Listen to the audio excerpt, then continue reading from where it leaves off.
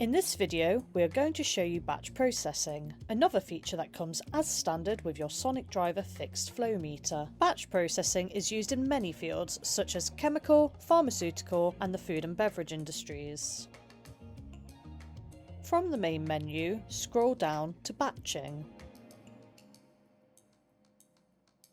You can decide how you want to trigger the batching process from either a keyboard input, analog input, or digital input. Here we are going to select keyboard input. Then enter the target batch size. We're going to enter 50 litres. Then you start the batching process. Here we have got a simulated flow of 304 litres per minute already running. Press enter to start.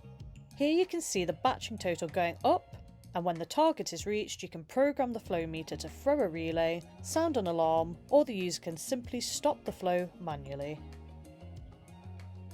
Make sure you check our social media pages and YouTube channel for more information and tutorials, including how to use a Sonic Driver wall thickness gauge and setting up the inputs and outputs of a Sonic Driver Flowmeter.